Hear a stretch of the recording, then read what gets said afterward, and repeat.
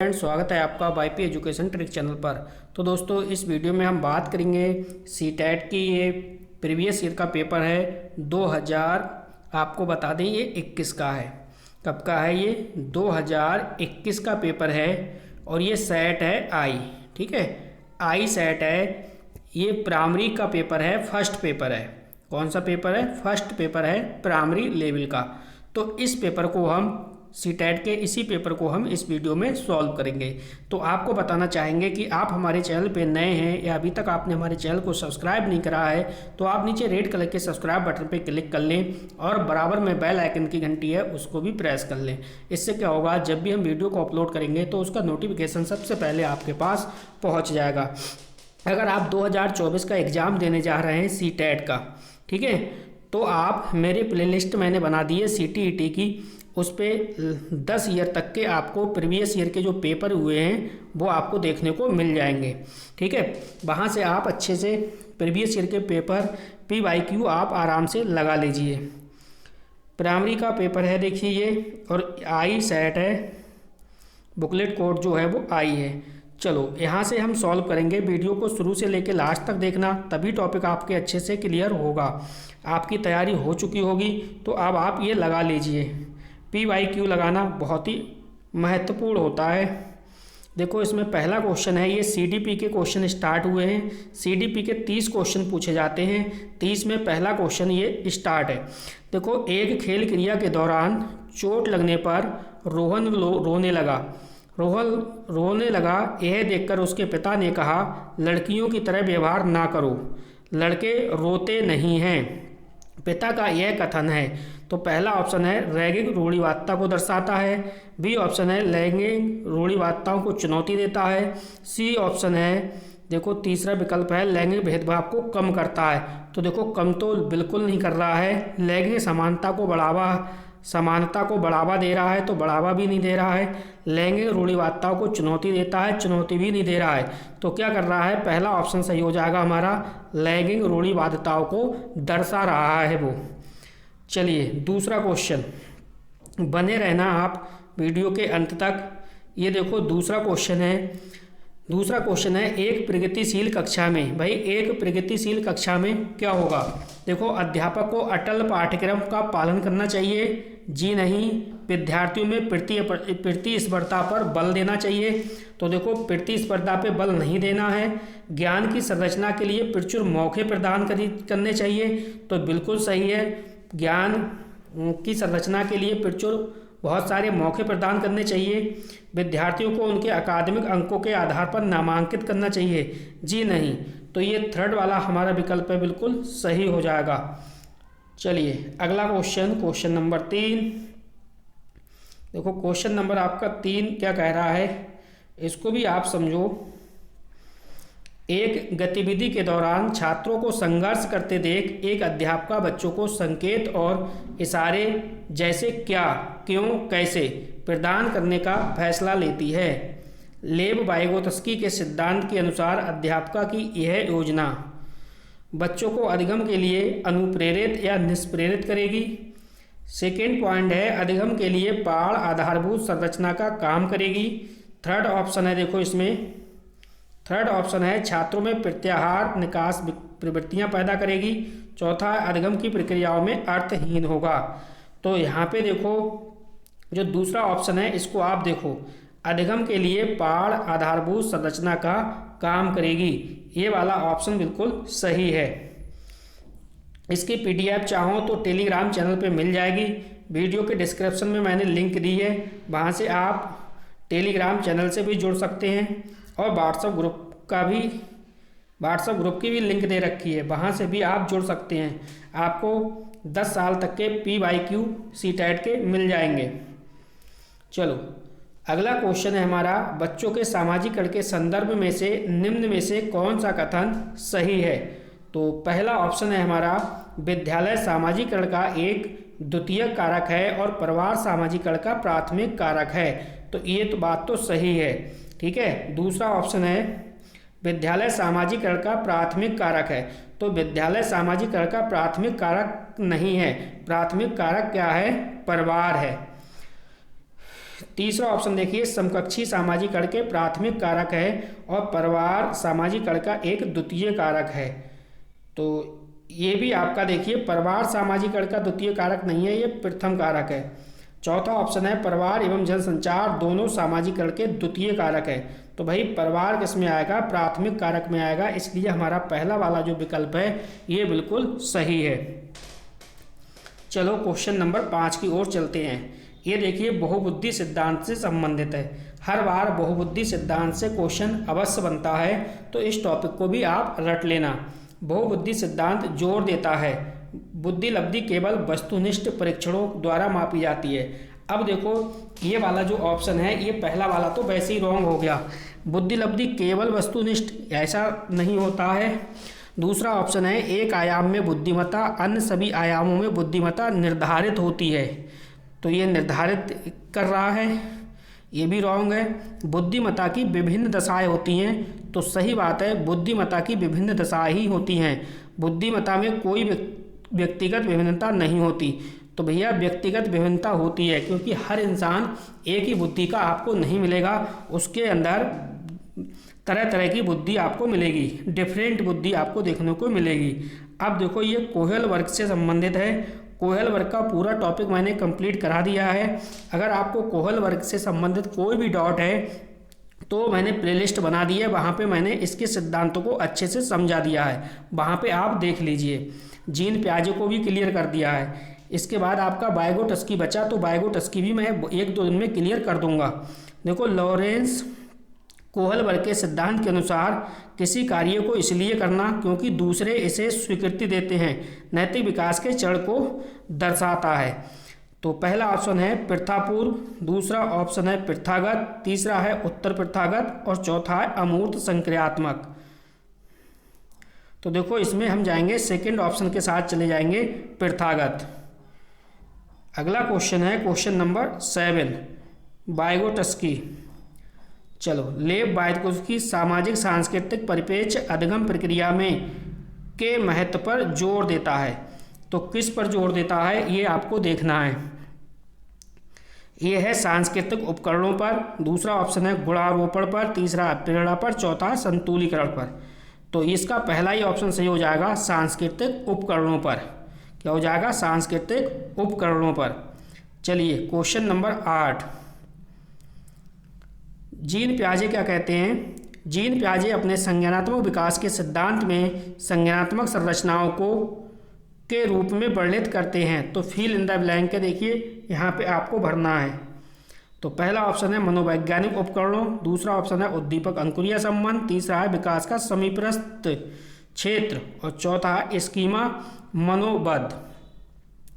तो जीन प्याजे को भी मैंने कंप्लीट आपको करा दिया है। जीन प्याजे वाले जिसने भी कॉन्सेप्ट नहीं देखा है वो प्ले लिस्ट पे जाके, सीटेट की प्ले लिस्ट पे जाके YP education trick channel search करिए, प्ले लिस्ट मैंने बना दी है, वहाँ से अपना कॉन्सेप्ट जो है वो क्लियर कर लीजिए। तो इसमें चौथा वाला विकल्प इसमें बिल्कुल सही हो जाएगा। अब देखो फिर से आ गया नमा क्वेश्चन भी जीन प्याजे से ही रिलेटेड है। कह रहा है जीन प्याजे के संज्ञानात्मक विकास के सिद्धांत में पूर्व संक्रियात्मक अवस्था में विकास का मुख्य गुण होता है। तो पूर्व संक्रियात्मक के सारे स्टेप मैंने आपको समझाए थे और बताया भी था। देखो अमूर्त सोच का विकास, क्या अमूर्त सोच का विकास पूर्व संक्रियात्मक स्टेज में होगा? बिल्कुल नहीं होगा, ये होगा औपचारिक में। विचार सोच में केंद्रीकरण, देखो केंद्रीकरण मैंने सेंट्रियन बताया था कि किसी मतलब एक ही चीज़ पर फोकस करना, क्या कहलाएगा, सेंट्रियन। तो ये वाला विकल्प सही है। और थर्ड वाला था परिकल्पित निगमात्मक सोच, सही है। तो ये वाली नहीं होगी, निगमात्मक सोच इस स्टेज में नहीं आएगी।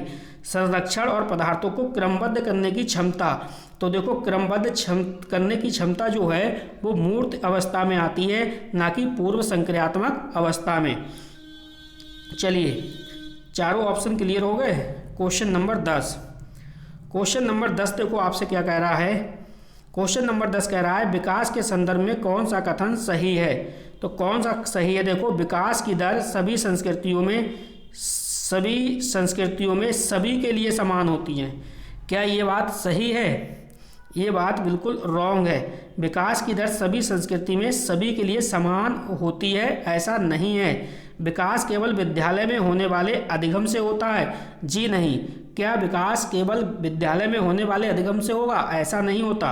विकास केवल बाल्यावस्था में होता है? विकास जरूरी नहीं है उसके लिए कि बाल्यावस्था में हो, विकास हमेशा चलता रहता है। तो विकास जो होता है वो बहुआयामी होता है। ठीक है, चौथा वाला ऑप्शन हमारा बिल्कुल इसमें सही है। चलो क्वेश्चन नंबर 11 की ओर चलते हैं। 11 भी अच्छा क्वेश्चन है। क्वेश्चन कह रहा है जन्म से किशोरावस्था तक बच्चों में विकास क्रम में होता है। तो क्या होता है इसमें आपको पहचानना है। देखो स्टेज आपको क्रम से देनी है, क्रम से लिखी हुई है तो क्रम से ही आपको बतानी है। अब देखो सांवेदिक यानी सेंसरी, कंक्रीट और एब्स्ट्रैक्ट यानी अमूर्त। तो पहले वाले स्टेप तो तीनों सही हैं। अमूर्त ये वाली गलत है, देखो इसमें पहले अमूर्त आ गया, इसमें पहले मूर्त आ गया, ये भी गलत हो गया, इसमें अमूर्त आ गया, ये भी गलत। तो पहला वाला जो हमारा ऑप्शन है ये बिल्कुल सही है। फर्स्ट ऑप्शन के साथ हम चले जाएंगे। अब देखो प्रगतिशील शिक्षा से फिर टॉपिक बना, फिर क्वेश्चन बना है प्रगतिशील शिक्षा से। 12 क्वेश्चन अभी कराए हैं, 12 में दूसरा क्वेश्चन है ये प्रगतिशील शिक्षा से। प्रगतिशील कक्षा में व्यक्तिगत विभिन्नताओं को किस प्रकार देखा जाना चाहिए? अधिगम की प्रक्रिया में बाधा, तो अधिगम की क्या प्रक्रिया में बाधा के रूप में आप देखोगे प्रगतिशील कक्षा में व्यक्तिगत भिन्नता? जी नहीं। अध्यापक के पक्ष पर असफलता, तो ऐसा भी नहीं है। योग्यता आधारित समूह बनाने का मापदंड, तो योग्यता आधारित समूह बनाने का मापदंड ये भी गलत है। अध्यापन अधिगम प्रक्रिया की परियोजना के लिए महत्वपूर्ण, यानी चौथे ऑप्शन के साथ हम चले जाएंगे। इसमें चौथा ऑप्शन हमारा सही होगा। आपने वीडियो को लाइक नहीं करा है तो आप वीडियो को लाइक करिए और वीडियो की लिंक को अपने सभी दोस्तों में शेयर करिए, ताकि एग्जाम में बैठने से पहले सभी के सभी बच्चे PYQ अवश्य पढ़ लें। देखो एक समावेशी कक्षा में पर जोर दिया जाता है, किस पर जोर दिया जाएगा? समझो, प्रदर्शन उन्मुखी लक्ष्यों पर जोर दिया जाएगा, या फिर अभिभेदी समरूपी निर्देशों पर, सामाजिक पहचान के आधार पर छात्रों के अलगाव, बिल्कुल नहीं। हर बच्चे के सामर्थ्य को अधिकतम करने के लिए अवसर प्रदान करना। देखो यहाँ पे अवसर प्रदान करने की बात हो रही है। हर बच्चे के सामर्थ्य को अधिकतम करने के लिए अवसर प्रदान करना, यानी चौथा वाला जो ऑप्शन है ये हमारा राइट है। तो समावेशी शिक्षा भी आपको तैयार करनी है। अब देखो यहाँ पे आ गया दिव्यांगजन। ठीक है, दिव्यांगजन अधिकार अधिनियम 2016 के अनुसार निम्न में से किस शब्दावली का प्रयोग उपयुक्त है? तो किस शब्दावली का प्रयोग है जो उपयुक्त है? देखो मंदित छात्र, तो दिव्यांगजन अधिकार 2016 के अनुसार बताना है।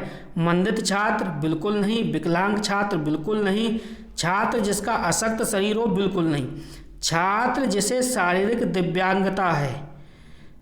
क्या है इसमें सही? छात्र जिसे शारीरिक दिव्यांगता है। थर्ड वाला ऑप्शन हमारा बिल्कुल सही है। चलो 15वां क्वेश्चन। 15वां क्वेश्चन है अधिगम कठिनाइयों से जूझते छात्रों की जरूरतों को संबोधित करने के लिए एक अध्यापक को क्या नहीं करना चाहिए? अब यहाँ पे देख लो क्वेश्चन जो है वो आपका नेगेटिव में है। दृश्य श्रव्य सामग्रियों का इस्तेमाल, तो दृश्य श्रव्य सामग्रियों का तो इस्तेमाल करना चाहिए, पॉजिटिव पॉइंट है। संरचनात्मक शिक्षा शास्त्री उपागमों का इस्तेमाल, तो ये भी पॉजिटिव है। व्यक्तिगत शैक्षिक योजना बनाना, तो यह भी आपका पॉजिटिव है। शिक्षा शास्त्र और आकलन की जटिल संरचनाओं का प्रयोग, तो भाई शिक्षा शास्त्र और आकलन की जटिल संरचनाओं का प्रयोग ये नहीं करना। तो चौथा वाला ऑप्शन हमारा बिल्कुल गलत है। चलो देखो सृजनात्मकता से भी क्वेश्चन बना है, तो सृजनात्मकता से भी आप देख के जाना। सृजनात्मकता की पहचान का प्रमुख लक्षण क्या है? तो क्रिएटिविटी। ठीक है, तो सृजनात्मकता में क्या है? कम परिज्ञानता या बोधगम्यता। क्या ऐसा सृजनात्मक बच्चे की पहचान है? जी नहीं, तो ये आप काट दो। ठीक है, अति सक्रियता क्या पहचान है? बिल्कुल नहीं। असतर्कता का इसका कोई मतलब नहीं है। अपसारी चिंतन, अपसारी जो चिंतन है ये सृजनात्मकता की पहचान है। अब सारी चिंतन यानी डाइवर्जेंट थिंकिंग वाले जो छात्र होते हैं वो एक क्वेश्चन को विभिन्न तरीके से सॉल्व करने की क्षमता रखते हैं, उन्हीं को हम बोलते हैं अब सारी चिंतन या सृजनात्मकता के छात्र की पहचान। ये आपको याद रखना है। चलो क्वेश्चन नंबर 17 पे चलते हैं। देखो क्वेश्चन नंबर 17 क्या कह रहा है। क्वेश्चन नंबर 17 कह रहा है विविध पृष्ठभूमियों के अधिगमकर्ताओं को संबोधित करने हेतु एक अध्यापक को क्या करना है।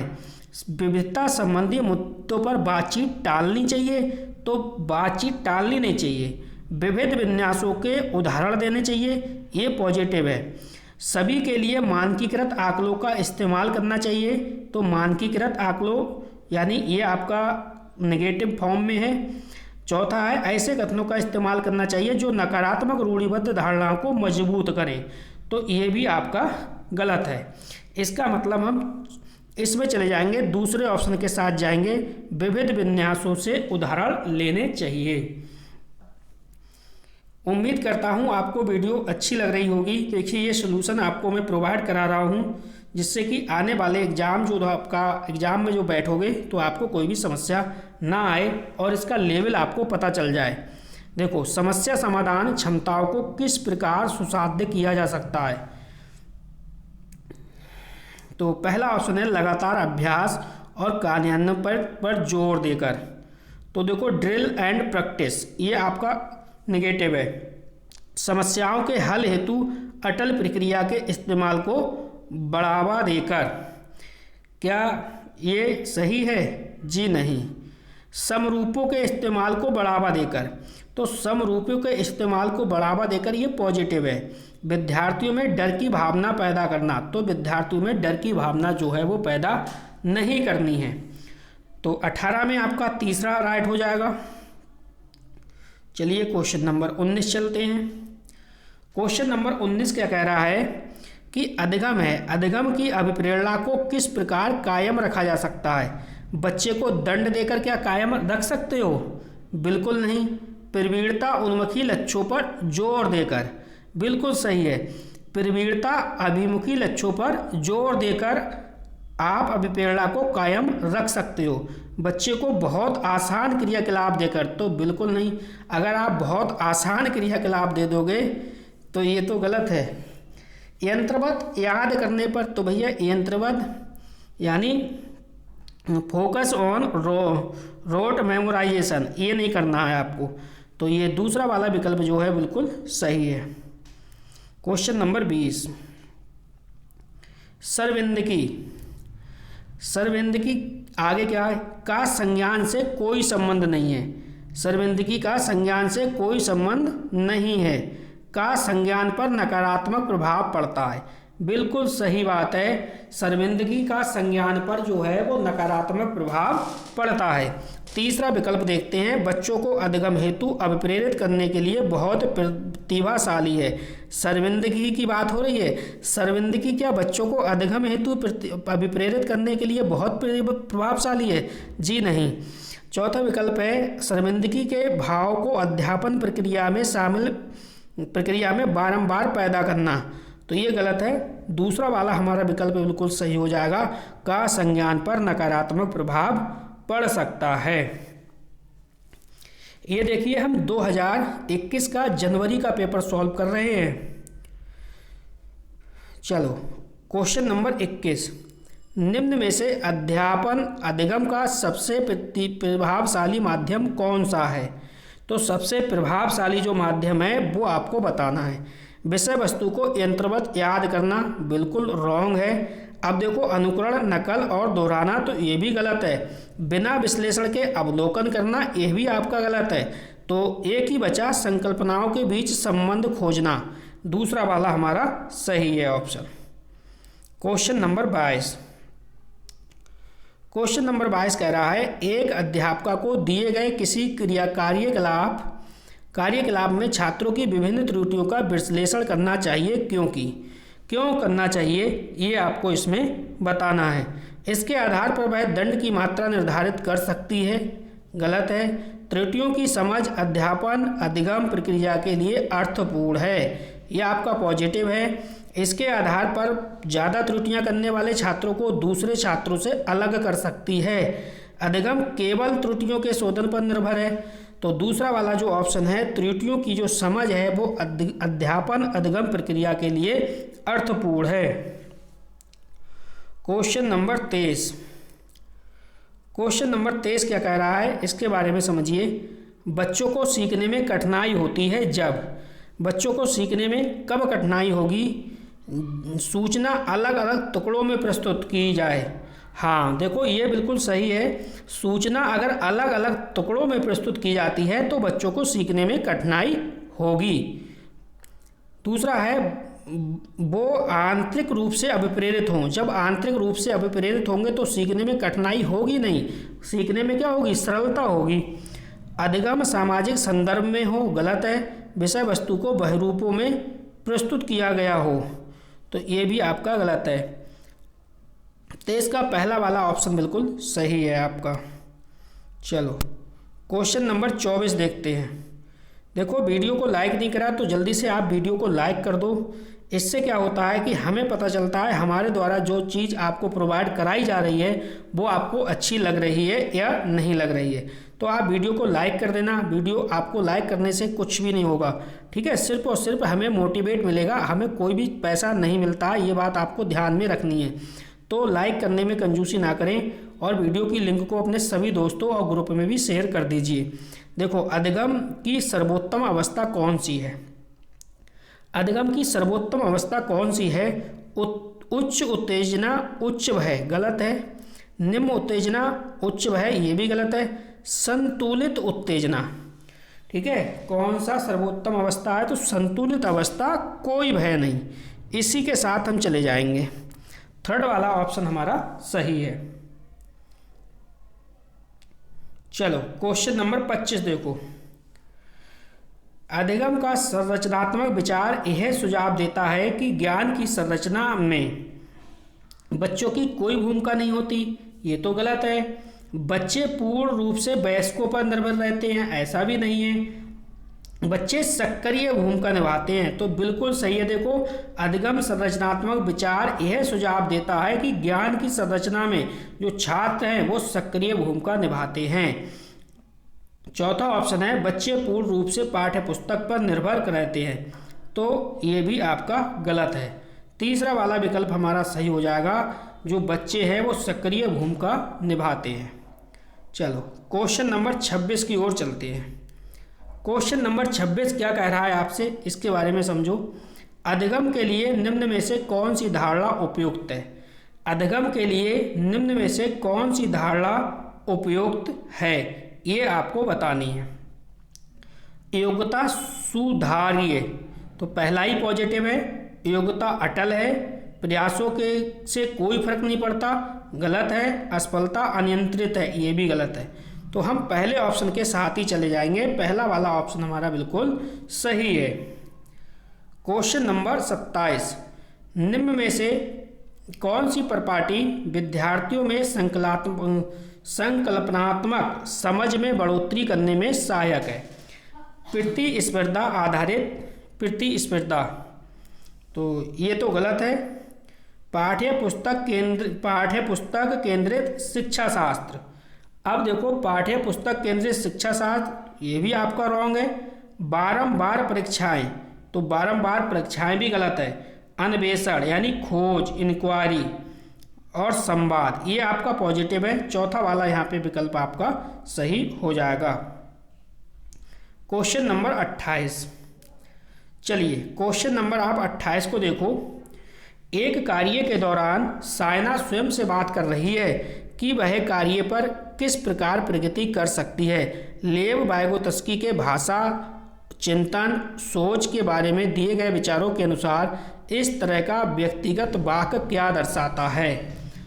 तो भैया व्यक्तिगत वाक्य क्या दर्शाता है, आप इंग्लिश में भी ऑप्शन देख लेना, ये ज़्यादा समझ में आएगा आपके, ठीक है। जब आपके हिंदी समझ में ना आए तो आप इंग्लिश को ऑप्शन अवश्य देखा करें। तो ये संज्ञानात्मक अपरिपक्वता है, जी नहीं। आत्म केंद्रितता है, बिल्कुल नहीं। मनोवैज्ञानिक विकार है, ये भी रॉन्ग है। तो यह सेल्फ रेगुलेशन यानी स्वनियमन, दूसरा वाला हमारा ऑप्शन यहाँ पे सही हो जाएगा। Question number 29। चलो 29 की ओर चलते हैं। 29 में देखते हैं मूल्यांकन पत्तियों का लक्ष्य होना चाहिए। जो मूल्यांकन पत्ती है उसका लक्ष्य होना चाहिए। पहला ऑप्शन है विद्यार्थी को नामित करना।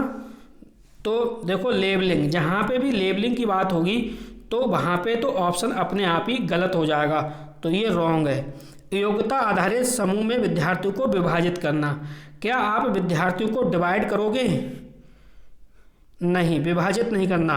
विद्यार्थियों की ज़रूरतों एवं आवश्यकताओं की पहचान करना। देखो ये दमदार ऑप्शन आया आपका, विद्यार्थियों की ज़रूरतों एवं आवश्यकताओं की पहचान करना। चौथा देखते हैं, पुरस्कार वितरण हेतु उच्च अंक प्राप्त करने वाले विद्यार्थियों की पहचान करके आप क्या करोगे? पुरस्कार वितरण हेतु उच्च अंक प्राप्त करने वाले विद्यार्थियों की पहचान आप किस लिए करोगे? कोई मतलब ही नहीं बनता। तो इसका मतलब है 29 का आपका थर्ड वाला ऑप्शन हमारा यहाँ पे सही है। चलो बेटा अगला देखो 30वां क्वेश्चन देखते हैं। देखो आनुवांशिकता और पर्यावरण पर हर बार पेपर में क्वेश्चन पूछा जाता है। अब यहाँ पे मैं बता दूँ, जिस ऑप्शन में पर्यावरण और आनुवांशिकता, ठीक है, या फिर वंशानुक्रम या वातावरण, जिसमें दोनों होंगे वही समझो ऑप्शन यहाँ पे बिल्कुल राइट हो जाता है। देखो बच्चों के विकास की व्यक्तिगत विभिन्नताओं को किस पर प्रतिरूपित किया जा सकता है? केवल आनुवांशिकता नेगेटिव है, केवल पर्यावरण नेगेटिव है, ना आनुवांशिकता ना पर्यावरण गलत है, आनुवांशिकता एवं पर्यावरण की पारस्परिकता पर। तो यहाँ पे वातावरण भी दे सकता है, ठीक है, आनुवांशिकता वातावरण इस प्रकार से। तो देखो CDP के तो लगभग आपके 30 क्वेश्चन जो हैं वो कंप्लीट हो गए। ठीक, अब आगे देखते हैं अगला पार्ट आपका कौन सा है। चलो अब देखो मैथ है, ठीक है। अब देखो मैथ में पता है क्या होगा? मैथ में मैं आपको सोल्यूशन ना करा के सीधे सीधे आंसर बताता चलूँगा, और इसकी जो PDF है ना, आप मुझसे PDF टेलीग्राम चैनल पे ले लेना, वहाँ पे मैं दे दूँगा। इसके बाद आप क्वेश्चन को सॉल्व कर लेना, क्योंकि उसमें लगेगा टाइम, तो वीडियो बहुत लंबी हो जाएगी। पूरा पेपर सॉल्व कराने का मतलब समझ रहे हो आप? 2.5 घंटा लगता है, तो 2.5 घंटे में कितना लंबा वीडियो चला जाएगा। Question number 31। तो हम क्वेश्चन नंबर 31 में पढ़ते हैं और सीधे सीधे आपको आंसर बताते हुए बेटा यहाँ से चलेंगे। चलो क्वेश्चन नंबर 31 को आप देखो। क्वेश्चन नंबर 31 में देखो आपका आएगा 5, थर्ड वाला ऑप्शन हो जाएगा इसका राइट आंसर, ठीक है। जिसमें टाइम नहीं लगेगा वो मैं करा दूंगा। चलो क्वेश्चन नंबर 32। क्वेश्चन नंबर 32 में देखो क्वेश्चन क्या कह रहा है। क्वेश्चन कह रहा है विद्यालय की एक सभा में कक्षा के विद्यार्थी एक पंक्ति में खड़े हैं। दोनों सिरों से रूही का नंबर क्या है? 19वां स्थान है। उस कक्षा में कुल कितने छात्र होंगे? उस कक्षा में कुल कितने छात्र होंगे? अब देखो 200 दोनों तरफ से 19 है, ठीक है, 19 डिजिट है यहाँ से, यहाँ पे बीच में खड़ा है। इधर से गिनोगे तो भी 19 है और इधर से गिनोगे तो भी 19 है।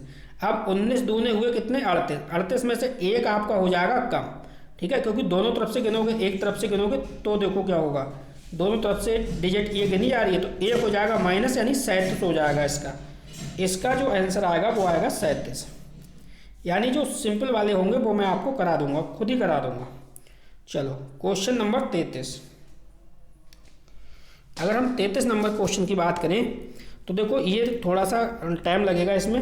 अस्मिता विद्यालय में गोष्ठी में 8:30 AM से 15 मिनट पहले पहुंची। वह अपने सहकर्मी से आधा घंटा पहले पहुंची, जो कि गोष्ठी के 40 मिनट की देरी से पहुंचा। गोष्ठी का निर्धारित समय क्या था? तो चौथा ऑप्शन सही आएगा निकल के 8:05 AM। Question number 33। आप बने रहना, बहुत ही मज़ा आने वाला है आपको आगे। देखो 34वां क्वेश्चन। 34वां क्वेश्चन देखो पढ़ दे रहा हूँ आपके लिए। एक संख्या 100 के आधे से अधिक है। 100 के आधे से अधिक है। यह 6 दहाई से अधिक और 8 दहाई से कम है। इसके अंकों का योग है वो कितना है? 9 है। इसका दहाई का अंक है इकाई के अंक का दोगुना है, तो संख्या ज्ञात कीजिए। सबसे पहले अंकों का योग देख लो, 9 किसका है, तो 9 तो अंकों का योग सभी का है, ठीक। दूसरा है इसका दहाई का अंक है वो इकाई के अंक का दुगुना है, तो दहाई का अंक इकाई के अंक का दुगुना है। देखो इकाई देखो यहाँ पे 1 है तो ये तो 8 होना है, ये होगा नहीं। इकाई 4 है, दहाई 5 है, ये भी नहीं होगा। इकाई 3 है और ये देखो 3 दूनी 6 दुगुना, यही हो गया 63। तो इसमें क्या हो जाएगा आपका 34 में दूसरा वाला ऑप्शन सही हो जाएगा, 63 आएगा इसका। चलो अगला क्वेश्चन देखते हैं। ये भी सरल है, ठीक है, ये जोड़ घटाव का है, ये सरल है। इसका मैं डायरेक्ट आपको आंसर बता दे रहा हूं। कौन सा नंबर था, 35 नंबर। चलिए इसमें आएगा आपका 100.50, 100.50, ये आपको ध्यान रखना है। चलिए अगला है 36वां क्वेश्चन। 36वें क्वेश्चन की बात करें हम आपसे तो ये हो जाएगा इसका 29 घंटे 35 मिनट। इसको आप सॉल्व करोगे तो 29 घंटे 35 मिनट आपको मिल जाएंगे। चलिए 37वां क्वेश्चन। 37वां क्वेश्चन भी इजी है, आप पढ़ लेना और इसे कर लेना सॉल्व। देखो एक 5 अंकों वाली संख्या में 100वें स्थान का अंक 10,000 में स्थान के अंक का 3/4 और 10वें अंक का 100वें स्थान के अंक का 2/4 है, ठीक है। ये आराम से क्वेश्चन बन जाएगा, कोई भी समस्या आपको नहीं आएगी। इसका आएगा 87,649। क्वेश्चन को सॉल्व करना बन जाएगा। चलो देखो ये क्वेश्चन भी सिंपल था। इतने पाने के लिए इतने इतने इतने के योग में से क्या घटाना होगा, यानी इन सबको आप जोड़ लो। ये है 17,863, ठीक है। और ये देखो कितना है, 8,000 के आसपास है ये, तो 8 दूनी 16, 8 3 24,000 के आसपास ये संख्या जा रही है। तो इसमें से इसके योग में क्या घटाओगे कि ये आपको मिल जाए 17,863 मिल जाए, ठीक है। तो आप ये 7,061 घटा के देखना, मिल जाएगा तीसरा 39वां पॉइंट। हाँ 39वां क्वेश्चन देखो, 39 में आप सॉल्व करोगे तो आपको मिलेगा 320 लीटर। कितना, 320 लीटर। इसकी PDF मैं टेलीग्राम चैनल पे डाल दूंगा, वहाँ से आप क्वेश्चन को सॉल्व कर लेना। ये भी देखो 40वां क्वेश्चन सरल है। 40वां क्वेश्चन है, एक टैक्सी है, इसका मीटर पहले 2 किलोमीटर की यात्रा के लिए 50 का भाड़ा दिखाता है और उसके बाद प्रति किलोमीटर की यात्रा के लिए 16 रुपये का भाड़ा दिखाता है। मंजू ने अपने घर से रेलवे स्टेशन तक की यात्रा के लिए 258 रुपये किराया दिया। उसके घर से रेलवे स्टेशन की दूरी कितनी है। देखो 2 किलोमीटर की यात्रा का कितना है, 50 रुपये भाड़ा है, ठीक है। और उसके बाद प्रति किलोमीटर के लिए 16 रुपये का भाड़ा दिखाता है, ठीक है, फिर 16 का है। तो 2 किलोमीटर पे जोड़ लो, 2 किलोमीटर का कितना हो गया आपका, 2 किलोमीटर का तो हो गया 100 रुपया, जाहिर सी बात है, ठीक है। अब ये 200, अब आपका बचा 158, ठीक है। और प्रति देखो यहाँ पे देखो आप, उसके बाद प्रति किलोमीटर 16 रुपया, यानी एक का है 16 रुपया। अब आपको ध्यान रखना है, एक का कितना है 16 रुपया और 16 कितना हुआ 160। इसका मतलब कितना आ जाएगा आपका,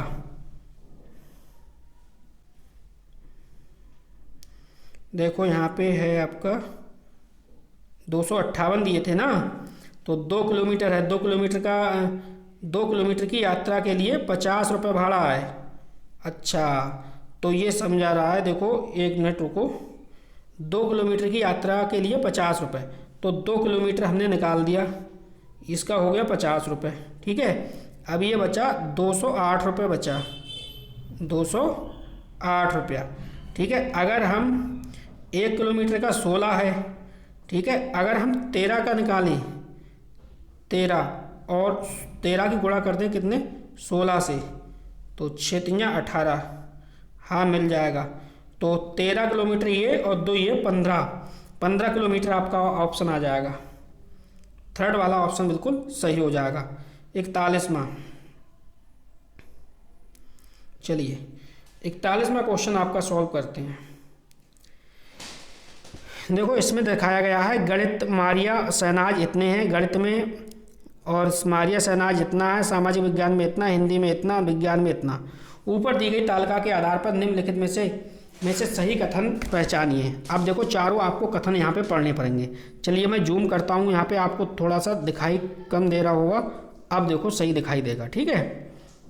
चलो, भाषाओं को छोड़कर मारिया ने शहनाज से प्रत्येक विषय में अधिक अंक प्राप्त किए। अब यहाँ पे आपको ये भी दिखाना पड़ेगा, 1 मिनट। चलिए मैं डायरेक्ट आपको इसका आंसर बता दे रहा हूँ, क्योंकि इसमें आपको ये भी दिखाना पड़ेगा और चारों ऑप्शन भी तो मैंने ये तो डाटा आपको दिखा दिया है ना। चलिए इसका आंसर मैं आपको बताता हूँ। क्वेश्चन नंबर 41, तो इसमें जाएगा देखो मारिया और शहनाज के कुल प्राप्तांक जो हैं समान हैं, यानी आपको जोड़ने पड़ेंगे कुल प्राप्तांक, तो बराबर ही आएंगे लगभग में, बराबर है। क्वेश्चन नंबर 42, चलो 42 को समझो। अब 1 मिनट थोड़ा सा जूम करते हैं, आपको थोड़ा सा दिखाई नहीं देता होगा, अब देखो क्लियर आपको दिखाई दे रहा होगा। चलो अब क्वेश्चन नंबर 42 की ओर बढ़ते हैं।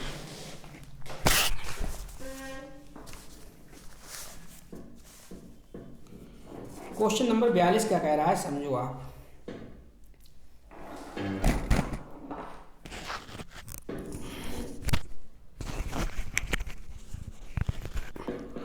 क्वेश्चन नंबर 42 आपसे ये कह रहा है कि भाई गणित के शिक्षण अधिगम संदर्भ में निम्नलिखित में से कौन सी प्रक्रिया वांछनीय है।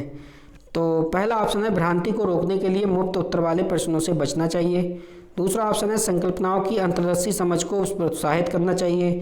तीसरा है खुली पुस्तक परीक्षा से बचना चाहिए। चौथा है विद्यार्थियों को बताना चाहिए कि प्रश्न को हल करने के लिए निर्धारित कदमों का अनुकरण करें।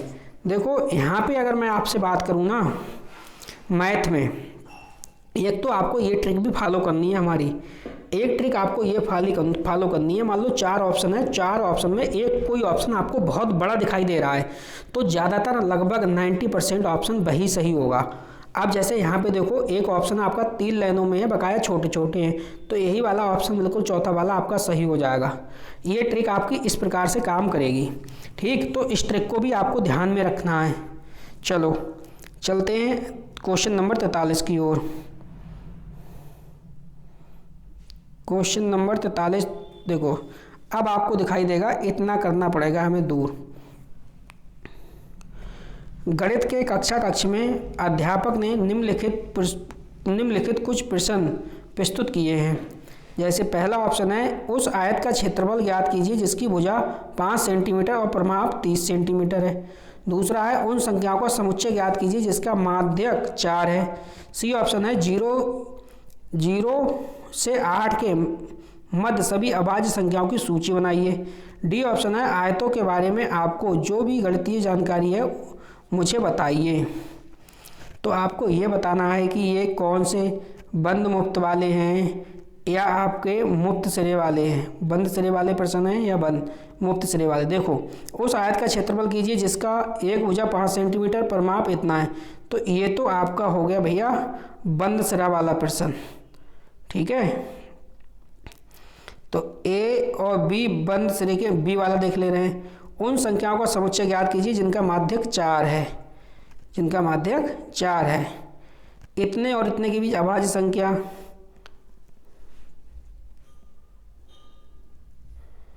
अब देखो यहाँ पे आयतों के बारे में आपको जो भी गणितीय जानकारी है सूची बनाइए। ये मुफ्त वाला है, डी वाला आपका मुफ्त वाला है। तो यहाँ पे देखो बी भी आपका मुफ्त वाला है, तो यहाँ पे देखो कौन सा वाला ऑप्शन सही है। देखो चौथा वाला ऑप्शन पे नजर मारो, ए और सी बंद सिरे वाले प्रश्न हैं, बी और डी मुफ्त सिरे वाले हैं। तो ये बी वाला है, ये वाला मुफ्त सिरा वाला है, ठीक है। चलो अगले क्वेश्चन की ओर चलते हैं। क्वेश्चन नंबर 44 देखते हैं। क्वेश्चन नंबर 44 आपसे क्या कह रहा है। चलो क्वेश्चन नंबर 44 है गणित के शिक्षण अधिगम पर निम्नलिखित में से किसका प्रभाव होने की संभावना न्यूनतम है? पहला ऑप्शन है प्रतिपुष्टि की गुणवत्ता में वृद्धि, बी ऑप्शन है मूल्यांकन के परिणामों के प्रयोग से शिक्षण में परिवर्तन करना, सी ऑप्शन है मूल्यांकन के कारण छात्रों के आत्मविश्वास पर प्रभाव पड़ने के तरीकों की जानकारी देना, चौथा है छात्रों के गलत उत्तरों से पूरा हल देना।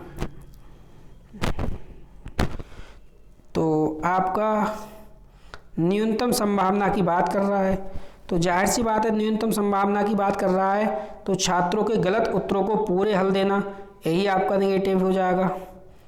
चलो ये आ गया, देखो अगला क्वेश्चन। रोहित ने अनुभव किया कि एक वर्ग समचतुर्भुज और एक आयत दोनों ही हैं। बैन हील के मानस चिंतन के कौन से चरण हैं? देखो बैन हीले से एक क्वेश्चन हर बार पेपर में आता है, ठीक है, तो बैन हीले को अच्छे से आप देख लेना, एक क्वेश्चन आपको हर पेपर में मिलेगा। तो ये क्या है, स्तर 0 पहचानना है या विश्लेषण है या फिर संबंध है या निगमन है।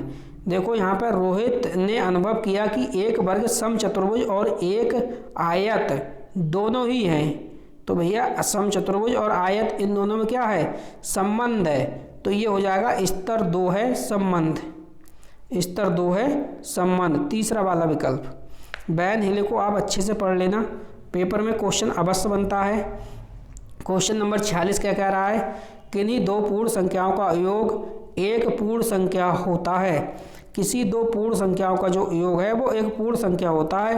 पूर्ण संख्याओं के इस गुणज को इस प्रकार उल्लेखित किया जाता है। तो किस प्रकार उल्लेखित किया जाता है, समरक गुण है या क्रम विनिमय गुण है, साहचर्य गुण है या वितरण गुण है।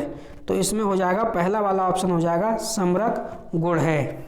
ठीक, चलिए क्वेश्चन नंबर 47। तो क्वेश्चन नंबर 47 में हम देखेंगे, चलो क्वेश्चन नंबर 47 की ओर चलते हैं। अब देखो चारों ऑप्शन आपको दिखाई दे रहे होंगे।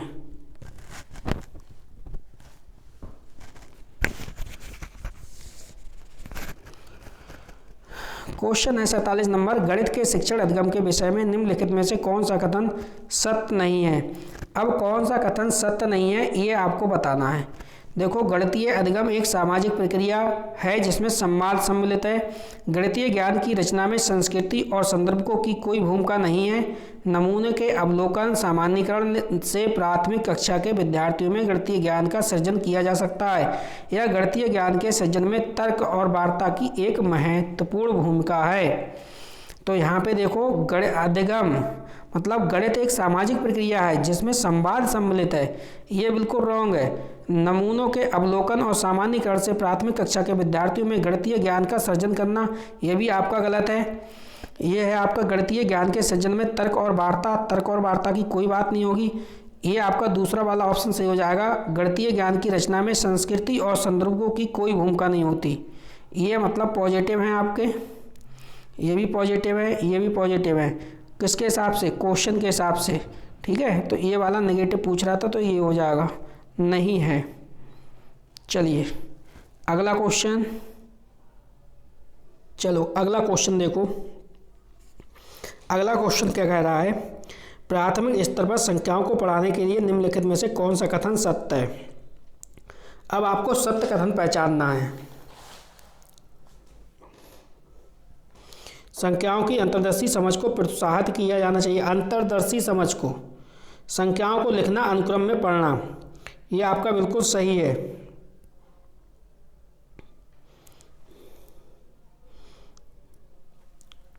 एक मिनट रुकिए। पहला है संख्याओं के अंतर्दर्शी समझ को प्रोत्साहित करना चाहिए, ये पॉजिटिव है। दूसरा है संख्याओं को लिखना, अनुक्रम में पढ़ना, ये आपका गलत है। तीसरा है गणना से पहले संख्याओं को संख्यांक रूप में लिखना सिखाना, ये भी नेगेटिव है। संख्याओं में अनुक्रम असंगति को प्रोत्साहित करना, ए और डी, तो ए और डी जो है वो तीसरे वाले ऑप्शन में सही है। 48 का तीसरा सही है आपका। क्वेश्चन नंबर 49, चलो 49 नंबर देखो। प्राथमिक स्तर पर गणित पढ़ाने के लिए निम्नलिखित में से कौन सा पहलू अत्यंत महत्वपूर्ण है? तो कौन सा पहलू अत्यंत महत्वपूर्ण है ये आपको बताना है। चलिए देखते हैं क्या होगा इसका करेक्ट आंसर। देखो, गणित को बच्चों के जीवन के अनुभवों का भाग बनाना पॉजिटिव है। परिकलन में परिशुद्धता विकसित करना, उच्चतर पढ़ाई और रोजगार के लिए तैयार करना, प्रौद्योगिकी के लिए प्रोत्साहन और तैयारी करना। तो पहला वाला ही ऑप्शन हमारा बिल्कुल सही है। क्वेश्चन नंबर आपका आ गया देखो 50 नंबर क्वेश्चन देखो क्या कह रहा है। निम्नलिखित क्रियाकलापों में से किससे विद्यार्थियों में त्रिविम विवेचन यानी द्विक स्थान की समझ विकसित होने की सर्वाधिक संभावना है? तो ये है एक संख्या चार्ट में नमूने को पहचानना, सुडोकू पहेली को हल करना, चौपड़ आकृतियों को पहचानना। तो चौपड़ आकृतियों को पहचानना बिल्कुल सही है। आंकड़ों को निरूपित करने के लिए दंड आलेख खींचना, यानी तीसरे ऑप्शन के साथ हम चले जाएंगे, चौपड़ आकृतियों को पहचानना। चलिए क्वेश्चन नंबर 51, बच्चों को भिन्न की संकल्पना पढ़ाने के लिए निम्नलिखित में से क्या अत्यंत उपयुक्त रहेगा? तो ये तो सबको पता है, ये हो जाएगा चौथा वाला क्रेजेनियर छड़े। क्वेश्चन नंबर 52, गणित की प्रकृति के विषय में निम्न में से कौन सा कथन सही नहीं है? यानी 3 कथन सही है और जो सही नहीं है वही आपको बताना है। देखो, गणितीय ज्ञान की संरचना में तर्क कौशल महत्वपूर्ण है। ये तो गणित की संरचना में तर्क कौशल महत्वपूर्ण है, पॉजिटिव है। गणितीय श्रृंखलाओं की प्रकृति श्रेणीबद्ध है, ये भी पॉजिटिव है। प्राथमिक स्तर पर गणित प्रत्यक्ष और कल्पना की आवश्यकता नहीं होती। तो भैया नेगेटिव पूछा था, नेगेटिव आपके सामने है। गणित में विचारों की सही संचारण के लिए विशेष शब्दावली का प्रयोग करना, ये भी आपका पॉजिटिव है। तो ऑप्शन के हिसाब से आपका क्वेश्चन के हिसाब से थर्ड वाला ऑप्शन यहाँ पे सही हो जाएगा। चलो 53 नंबर क्वेश्चन की तरफ देखो आप क्या कह रहा है। ये रहा 53। निम्नलिखित कथनों में से किसमें संख्या 3 का प्रयोग क्रम सूचक भाव में हुआ है? क्रम सूचक भाव में हुआ है। यहाँ पे देखो, मैं इस इमारत की तीसरी मंजिल पर रहता है। मैं इस इमारत की तीसरी मंजिल पर रहता हूँ। इस घर में 3 कमरे हैं, प्रत्येक समूह में 3 टीम सदस्य हैं। इस डिब्बे में 3 पेंसिलों के कई समूह हैं। तो निम्नलिखित में से किसमें संख्या 3 का प्रयोग क्रम सूचक भाव में हुआ? मैं इस इमारत की तीसरी मंजिल पर रहता हूँ। पहला वाला ऑप्शन यहाँ पे आपका राइट है। क्वेश्चन नंबर 54, यदि शुद्ध कथन, यदि 2 आकृतियों का क्षेत्रफल समान है तो उनका परिमाप क्या समान होगा? परिमाप क्या उसका समान होगा? नहीं। यदि 2 आकृतियों का परिमाप समान है तो उनका क्षेत्रफल भी समान होगा? जी नहीं। परिमाप और क्षेत्रफल का मात्रक समान होता है? जी नहीं। चौथा, किसी आकृति का आकार उसके परिमाप का निर्धारण करता है। किसी आकृति का आकार जो है उसके परिमाप का निर्धारण करता है। तो चौथा ऑप्शन यहाँ पे बिल्कुल राइट है। चलिए 55, अगला क्वेश्चन देखो आप। गणितीय पाठ्यक्रम के संबंध में शुद्ध कथन को पहचानिए। शुद्ध कथन को आपको क्या करना है? यहाँ पे पहचानना है। बीजगणितीय विचारों की, देखो, बीजगणितीय विचारों की नींव प्राथमिक स्तर पर डाली जा सकती है, बिल्कुल सही है, पॉजिटिव है। भिन्नों की संकल्पनात्मक का परिचय केवल उच्च प्राथमिक, रॉन्ग हो गया आपका। समझ को बेहतर करने के लिए ऋणात्मक संख्याओं की संकल्पना का परिचय प्राथमिक स्तर पर देना चाहिए। क्षेत्रफल मापन की संकल्पना का परिचय केवल, पहला वाला ऑप्शन यहाँ पे राइट है। चलो क्वेश्चन नंबर 56 देखो आप। प्राथमिक स्तर पर त्रिभुजों की अवधारणा परिचय देने के संबंध में शुद्ध कथन को पहचानिए। मान लो आपके त्रिभुज के बारे में चर्चा हो रही है, इसके बारे में त्रिभुज। चलो यहाँ पे देखो, सबसे पहले त्रिभुज की परिभाषा दे दी जानी चाहिए। संभ्रांति से बचाने के लिए बच्चों को केवल समबाहु, बच्चे के समक्ष विभिन्न प्रकारों के त्रिभुज प्रस्तुत किए जाने चाहिए परंतु अन्य आकृतियों से दूर रखना चाहिए। जी नहीं, बच्चे के समक्ष सभी प्रकार के त्रिभुज व अन्य आकृतियां भी प्रस्तुत करानी चाहिए। चौथा वाला ऑप्शन बिल्कुल सही है। क्वेश्चन नंबर देखिए आप 57। एक विभाजन के प्रश्न में भाजक भागफल का 5 गुना है और शेषफल का 2 गुना है। यदि शेषफल 5 है तो संख्या ज्ञात कीजिए। यदि शेषफल 5 है तो संख्या कितनी होगी आपकी? ये आएगी 25। अगला क्वेश्चन नंबर 58। ये क्वेश्चन देखो कितना अच्छा है, बिल्कुल सस्ता सा है। 5 क्रमागत संख्याओं का योग जो है वो 20 है। 5 क्रमागत संख्याओं का योग क्या है? 20 है। प्रथम 3 क्रमागत संख्याओं का योग क्या होगा? अब देखो 5 क्रमागत संख्याओं का योग 20 है, ठीक है। तो 3 क्रमागत संख्याओं का प्रथम 3 का पूछ रहा है, तो प्रथम 3 का योग कितना होगा? तो देखो अगर मैं यहाँ से प्रथम 3 की बात करूँ, प्रथम 3 संख्याओं का योग कितना हो जाएगा आपका? ये हो जाएगा 9। कैसे होगा? अगर आप मान लो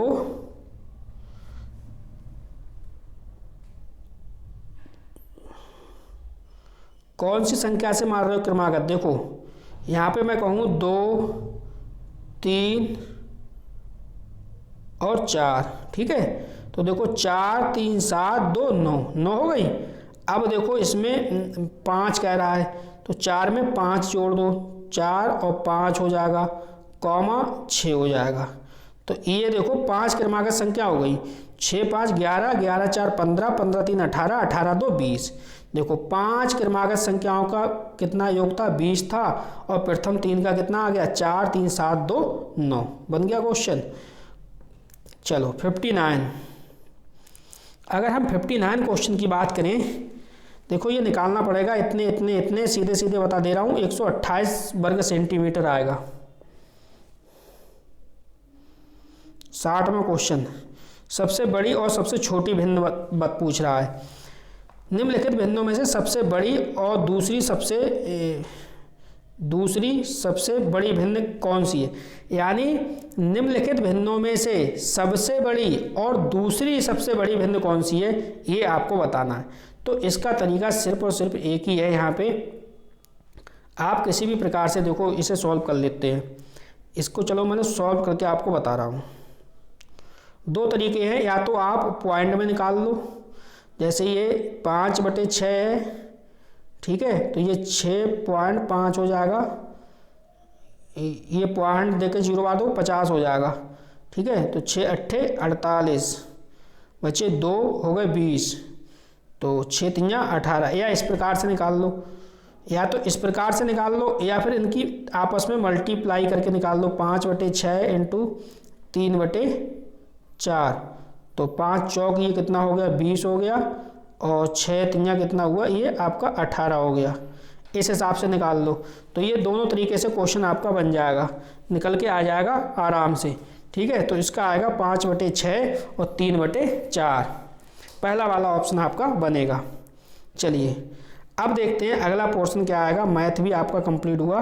देखो EBS, भाई EBS बहुत मस्त है, इस पेपर में आई है, इसको मिस मत करना।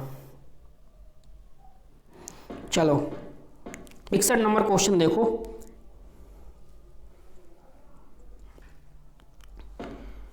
निम्नलिखित में से कौन सा एक भारत का संघ शासित प्रदेश नहीं है? देखो यहाँ पे संघ शासित प्रदेश की बात कर रहा है, नहीं है। तो ये तो बिल्कुल सिंपल है, आपको याद होगा। लद्दाख संघ शासित प्रदेश है, जम्मू कश्मीर संघ शासित प्रदेश है, चंडीगढ़ भी है, लेकिन मणिपुर नहीं है। तीसरा वाला ऑप्शन सही है। चलो क्वेश्चन नंबर 62। निम्नलिखित में से कौन से कच्चे तेल के उत्पादक हैं? पेट्रोलियम के उत्पादक कच्चे तेल के पूछ रहा है आपसे। चलिए देखो, बॉम्बे हाई पश्चिम बंगाल ये तो नहीं है, असम उड़ीसा ये भी नहीं है, गुजरात और तमिलनाडु। हाँ, तो ये गुजरात तमिलनाडु है, बिहार और बॉम्बे हाई नहीं है। गुजरात और तमिलनाडु आपके कच्चे तेल पेट्रोल के उत्पादक हैं, गुजरात और तमिलनाडु। थर्ड वाला ऑप्शन सही हो जाएगा। क्वेश्चन नंबर 63, देखो हमारे देश का संविधान निम्नलिखित में से किसके नेतृत्व में बनाया गया? महात्मा गांधी है, सरदार वल्लभ भाई, भीमराव पटेल, डॉक्टर भीमराव अंबेडकर साहब हैं, ये डॉक्टर सर्वपल्ली राधाकृष्णन है। तो इसका भी आंसर आपको पता होगा, प्रत्येक बच्चे को पता होगा ये तो। चलो 64 नंबर देखो, 64 नंबर क्वेश्चन देखो कितना अच्छा क्वेश्चन है, साइंस का है, EVS में भी चलेगा ये।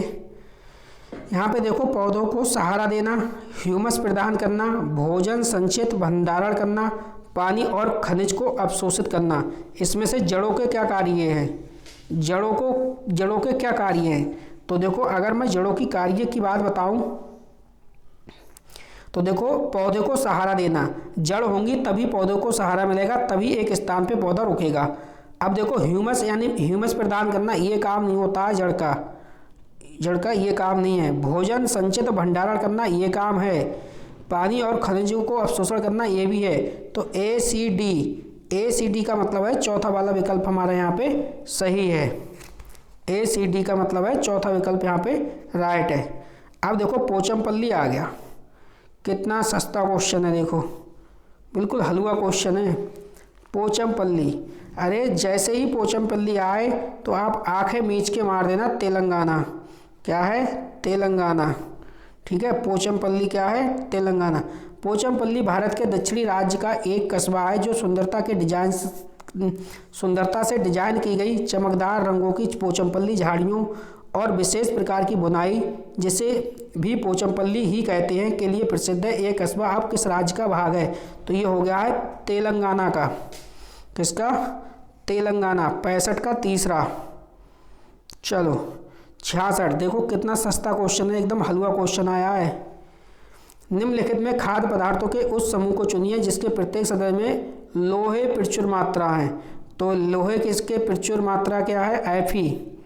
किसमें है? देखो आंवला, यहाँ पे देखो आप, आंवला, पालक, गुड़। कितना सस्ता क्वेश्चन है, आंवला, पालक और गुड़ इसका राइट आंसर है। क्वेश्चन नंबर 67, देखो पक्षी से संबंधित है, कितना हलवा क्वेश्चन है ये भी देखो। निम्नलिखित में से पक्षियों का वह समूह चुनिए जिसके प्रत्येक सदस्य हमारी तुलना में 4 गुनी अधिक दूरी की वस्तु को स्पष्ट देख सकता है। 4 गुनी की बात कर रहा है। देखो यहाँ पे फाख्ता, कौवा, मोर, ये 4 गुना नहीं देख सकते। बाज, कबूतर, तोता, ये नहीं देख सकते। ठीक है, कौवा, चील, बुलबुल और बाज, चील, गिद्ध। कौवा नहीं देख सकता, बुलबुल भी नहीं देख सकती, तो बाज, चील, गिद्ध। चौथा वाला ऑप्शन 67 का चौथा बिल्कुल सही है। यहाँ से भी क्वेश्चन देखो बन गया। अब देखो ये भी क्वेश्चन आपका बिल्कुल सस्ता, एकदम हलवा सा क्वेश्चन है। देखो नीचे दिए गए एक राज्य के ग्रामीण लोग अपने ढालू छत वाले लकड़ी के मकान मजबूत बांस के खंभों पर धरती से 3 से 3.5 मीटर की ऊंचाई पर बनाते हैं। तो ये ऐसे मकान भैया कहाँ पे हैं? तो इसका आंसर आपको रटा होना चाहिए। ऐसे कहाँ पे? असम में है। ये असम की बात कर रहा है। असम में ढालू छत वाले लकड़ी के मकान, मजबूत बांस के मकान होते हैं जो धरती से 3 से 3.5 मीटर की ऊंचाई पर बनते हैं। ये असम की बात है। अब देखो ये क्वेश्चन भी कितना हलवा क्वेश्चन है, ये भी बहुत अच्छा क्वेश्चन है और हर बार पेपर में यहाँ से एक क्वेश्चन बनता है। ठीक है, गांधीनगर यानी गुजरात की बात कर रहा है। गुजरात की राजधानी और पटना बिहार की राजधानी की दिशाएं क्रमशः हैं। अब देखो गुजरात गांधीनगर है, गांधीनगर है यानी गुजरात की राजधानी, और पटना यानी बिहार की राजधानी। ठीक है, पटना यानी बिहार की राजधानी। अब यहाँ पे आपको दोनों की दिशा देखनी है। तो दिशा जो है वो किस कंडीशन में है? देखो यहाँ पे आपको दिशा बना लेना है। ये आपका उत्तर है, ये आपका दक्षिण है, और ये आपका पूरब है, ये आपका पश्चिम है। ठीक है, अब इसमें देखना आपको गुजरात कहाँ पे है। तो गुजरात कहाँ पे चला जाएगा आपका? ये वाला ऑप्शन आपका बनेगा दूसरा वाला। कौन सा ऑप्शन बनेगा? दूसरा वाला आपका ऑप्शन बनेगा दक्षिण पश्चिम और दक्षिण पूरब। चलिए 70 नंबर क्वेश्चन देखो, ये मटर आ गया। मटर कितना सिंपल क्वेश्चन है, कभी हलवा, बिल्कुल हलवा क्वेश्चन है। ग्रेगर जॉन मेंडेल किससे संबंधित है? मटर से संबंधित है। अब देखो यहाँ पे, अब आपका आ गया कंटेंट वाले, लग रहा है क्वेश्चन समाप्त हो गए। 71 नंबर देखो। अब निम्नलिखित में से कौन सा एनसीएफ 2005 के अनुसार एबीएस पाठ्यक्रम में सुझाए गए 6 विषयों में से एक है? तो देखो ये थीम से रिलेटेड है, और थीम से रिलेटेड हर बार पेपर में एक क्वेश्चन बनता है, 1 से 2 क्वेश्चन बनता है। तो एबीएस की थीम को आप अच्छे से पढ़ लेना। पदार्थ है, प्राकृतिक संसाधन है, चीज़ें जो हम बनाते हैं और करते हैं। ये थर्ड वाला ऑप्शन इसका बिल्कुल सही है। क्वेश्चन नंबर 72 देखो आप, उपाख्यान अभिलेखों में क्या नहीं दर्ज करना चाहिए? तो क्या नहीं दर्ज करना चाहिए? मुख्य रूप से समस्यागत स्थितियों की पहचान, इसके अनुसार ये सही है। अब देखो निर्णय वाले कथनों को लिखना, ये भी सही है। मजबूतियों कमजोरियों की पहचान, बच्चे की रुचियों और संबंधों आदि की पहचान करना। ठीक है, क्वेश्चन के अगर हिसाब से क्या नहीं दर्ज करना चाहिए ये कह रहा है, निगेटिव में है, क्या नहीं दर्ज करना चाहिए? तो ए और बी यानी 72 का पहला वाला विकल्प हमारा बिल्कुल राइट है। चलो आगे देखो 73वां क्वेश्चन क्या कह रहा है कि आप एक एकीकृत ईबीएस कक्षा के लिए कैसे योजना बनाएंगे? आप एक एकीकृत ईबीएस के लिए कैसे योजना बनाएंगे? एक पाठ में 2 या अधिक विषयों क्षेत्रों को मिलाएंगे। दूसरा ऑप्शन है अलग योजनाओं में सभी विषयों को अलग करेंगे। तीसरा ऑप्शन है विज्ञान और सामाजिक विज्ञान के लिए अलग अध्यापकों का प्रबंध करेंगे। चौथा, पर्यावरण विज्ञान के लिए अलग अध्यापक का प्रबंध करेंगे। तो देखो एक पाठ में 2 या अधिक विषय क्षेत्रों को मिलाएंगे, पहले वाले ऑप्शन बिल्कुल हमारा यहाँ पे सही है। चलो 74 नंबर की ओर चलते हैं। 74 नंबर कह रहा है पुनीत ने अपनी कक्षा 5 के छात्रों को मानव शरीर की एक रूपरेखा दी। उन्हें भोजन विषय पढ़ाने से पहले पाचन तंत्र को बनाने को कहा। पुनीत चाहता था, तो पुनीत क्या चाहता था ये आपको इसमें खोजना है।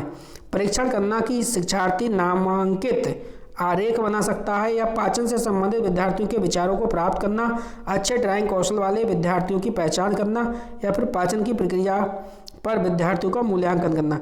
यानी पहचान से संबंधित विद्यार्थियों के विचारों को प्राप्त करना। इसमें दूसरा वाला जो ऑप्शन है ये बिल्कुल आपका सही है।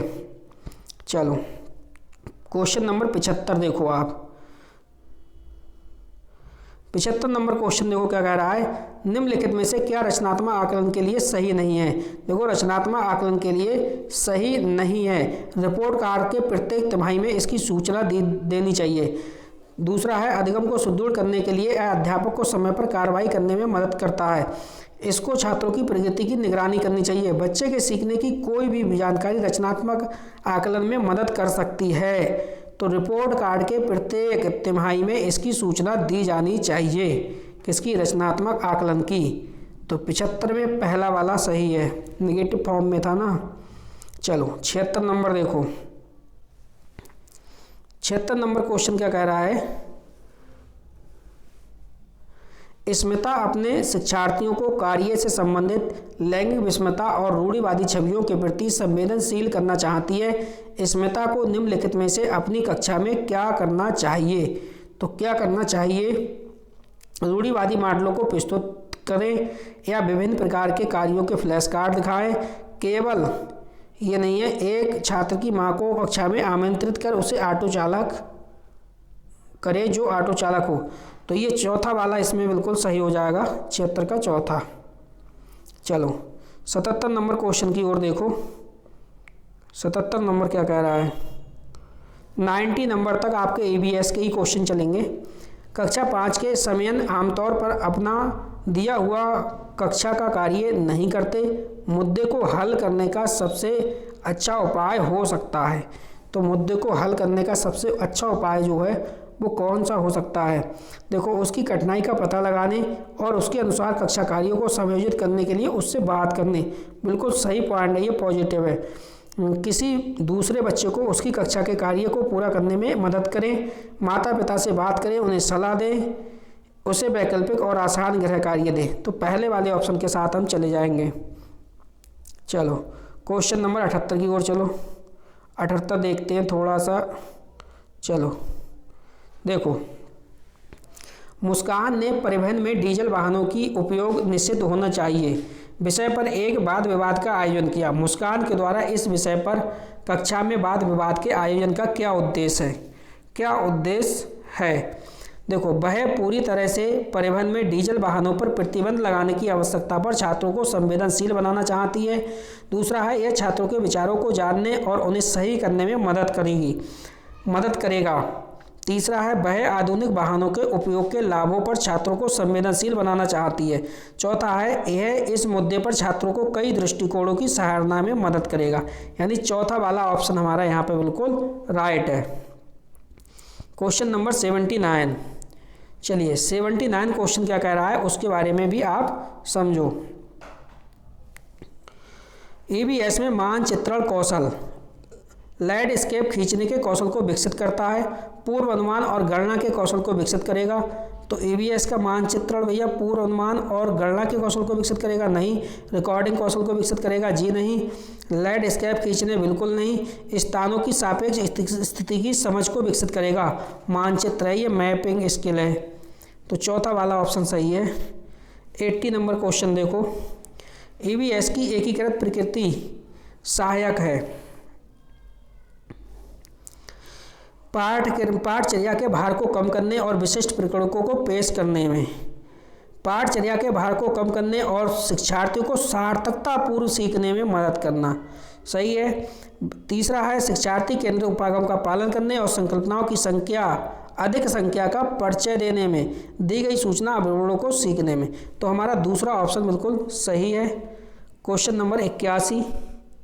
क्वेश्चन नंबर 81 आपसे क्या कह रहा है इसके बारे में देखो आप। निम्नलिखित में से क्या EVS में आकलन का एक व्यापक संकेतक नहीं है? सहयोग तो है, न्याय प्रति सरोकार पॉजिटिव है, समानता के प्रति सरोकार पॉजिटिव है, अवधारणा मानचित्रण, ये इसका राइट आंसर हो जाएगा चौथा वाला। चलिए 82 नंबर। तो 82 नंबर में देखो, मैं आपको पढ़ के सुना देता हूँ। 82 नंबर क्या कह रहा है? कुछ हजार साल पहले, थोड़ा सा जूम करते हैं, आपको दिखाई नहीं देता होगा। चलो अब दिखाई देता होगा। वीडियो को लाइक नहीं करा, चलिए वीडियो को लाइक करिए, वीडियो काफ़ी लंबी होने जा रही है। कुछ हजार साल पहले भारत में तालाबों के निर्माण के अलबरूनी के, देखो यहाँ से अलबरूनी से रिलेटेड हर बार पेपर में क्वेश्चन बनता है, तो इसको टॉपिक को मिस मत करना। अलबरूनी के अवलोकन के आधार पर कक्षा 5 के EVS के पाठ्यपुस्तक में एक अनुच्छेद है। इस अनुच्छेद को शामिल करने का उद्देश्य होता है, पहला ऑप्शन है, वह इतिहास के स्रोतों की पहचान करने में शिक्षार्थियों की मदद करता है। यह शिक्षार्थियों को उनके अवलोकनों को रिकॉर्डिंग में सुधार करने में मदद करेगा। यह शिक्षार्थियों को कुछ एक साल पहले भारत में मौजूद तकनीकी की सहारा करने में मदद करेगा। चौथा है, यह विद्यार्थियों को इतिहास में साक्ष्य की भूमिका की सराहना करने में मदद करेगा। तो इनमें से कौन सा सही है ये आपको बताना है।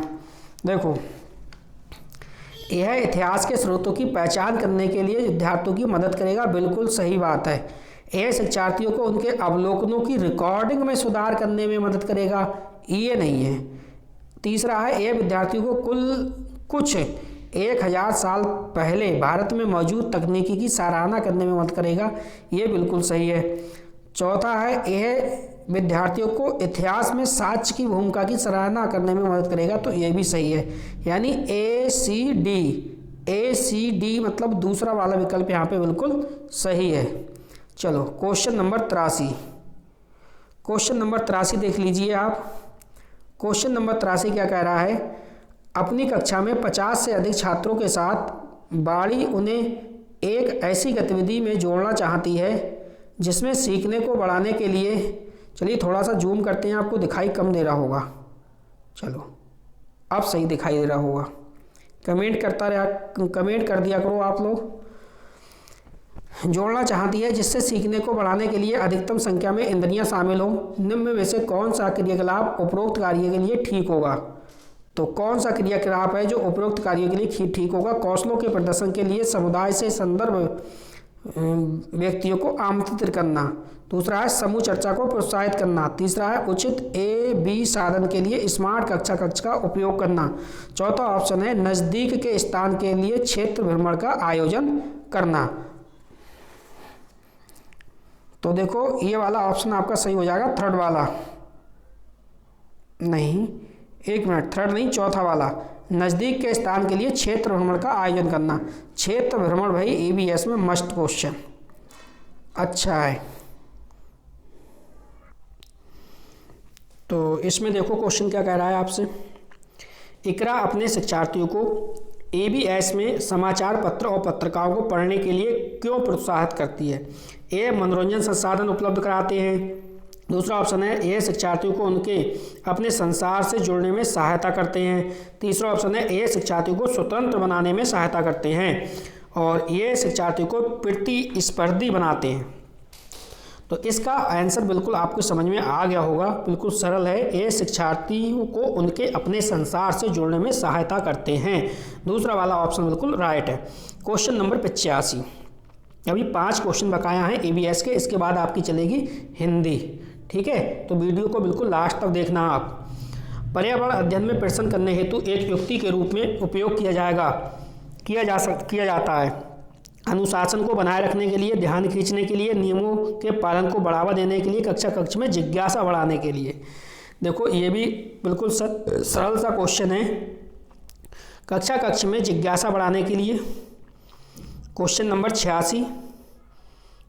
देखो कितना सस्ता क्वेश्चन पूछा गया है आपसे। नीचे दिए गए एक राज्य में तोरंग का अर्थ है जंगल, किस राज्य की बात कर रहा है? तो इसका भी क्वेश्चन का आंसर आपको सबको रटा हुआ होगा, झारखंड। तोरंग का अर्थ जंगल है, तो ये किस राज्य का है? झारखंड का है।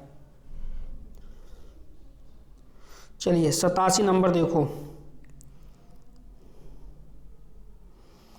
87 नंबर देखो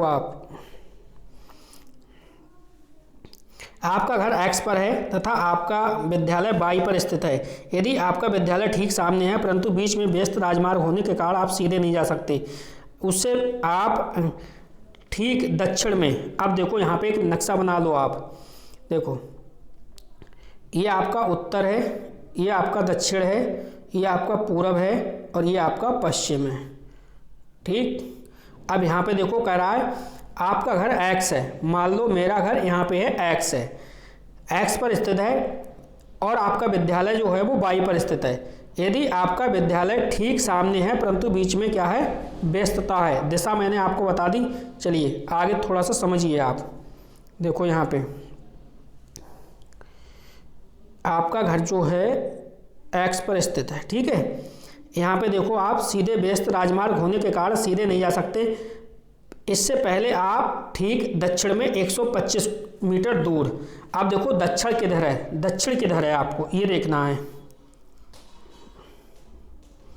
तो आप यहाँ से दक्षिण जाइए, दक्षिण 125, ठीक है।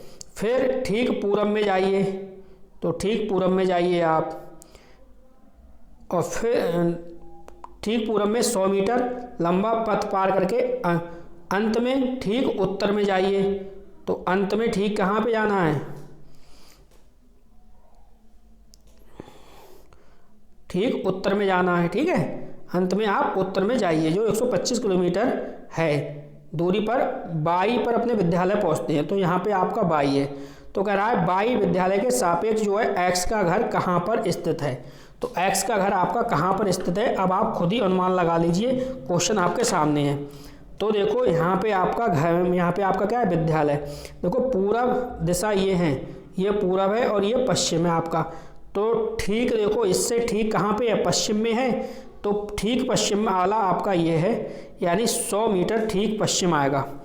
ठीक पश्चिम वाला और कोई सा भी एग्जाम्पल नहीं है इसमें। चलो देखो 88, इस क्वेश्चन को आप रट लेना। ये क्वेश्चन भी अच्छा क्वेश्चन है, कई बार पेपर में पूछा जा चुका है।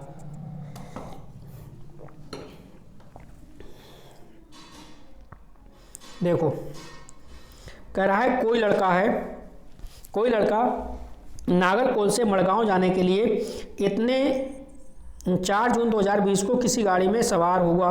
एक रेलगाड़ी इतने बजे इतने, आप इसका निकाल लेना आप आंसर, डायरेक्ट मैं इसका आंसर आप बता दे रहा हूँ। 38.5 किलोमीटर निकल के आ जाएगा। वेरी इंपॉर्टेंट क्वेश्चन है, स्टार लगाओ इस क्वेश्चन पे। ऐसे 3-4 क्वेश्चन की आप प्रैक्टिस कर लेना, आराम से बन जाएगा। देखो अब देखो यहाँ पे मधुमक्खी, ये क्वेश्चन आपका गलत नहीं होना चाहिए, मधुमक्खी से संबंधित है। क्वेश्चन पढ़ो आप। मधुमक्खियाँ और छत्तों के विषय में सही नहीं है। देखो जो नेगेटिव है वो आपको बताना है, सही नहीं है। प्रत्येक छत्ते में एक रानी मक्खी होती है जो अंडे देती है, बिल्कुल सही बात है। नर मक्खियाँ छत्तों के अत्यंत महत्वपूर्ण होती हैं, तो जो नर मक्खियाँ हैं वो छत्तों के अत्यंत महत्वपूर्ण नहीं होती। तीसरा है छत्ते में बहुत सारी काम करने वाली मक्खियाँ होती हैं, बिल्कुल सही है। वर्कर्स मक्खियाँ ज़्यादा होती हैं। छत्ते में केवल नर मक्खियाँ होती हैं, तो भाई छत्ते में केवल नर मक्खियाँ नहीं, छत्ते में केवल कुछ नर मक्खियाँ, ये भी सही है। तो दूसरा ऑप्शन इसमें नेगेटिव है, ये गलत है। 90। चलिए ईवीएस का लास्ट क्वेश्चन है ईवीएस का। आज हम मिर्ची के बिना भोजन की कल्पना भी नहीं कर सकते, इससे व्यापारी हमारे देश में लाए थे। यानी इसे व्यापारी हमारे देश में कहाँ से लाए थे, तो ये आपका है दक्षिणी अमेरिका। थर्ड वाला ऑप्शन बिल्कुल सही है। तो देखो ईवीएस भी बहुत ही अच्छी थी। अब हम हिंदी की ओर चलेंगे। चलिए अब हम हिंदी के क्वेश्चन को सॉल्व करेंगे। देखो जिन्होंने फर्स्ट लैंग्वेज लिए हिंदी, जिन्होंने भाषा फर्स्ट लिए हिंदी, उनके लिए है, ठीक है। फर्स्ट लैंग्वेज जिन्होंने हिंदी लिए। क्वेश्चन नंबर 91 से 99 तक आपके पैराग्राफ से बनेंगे, तो हम सबसे पहले पैराग्राफ को पढ़ लेते हैं। चलो इसमें पूछा गया पैराग्राफ, यह नहीं भूलना चाहिए कि हमारा जो व्यवहार होता है उसी के अनुसार फल भी मिलता है।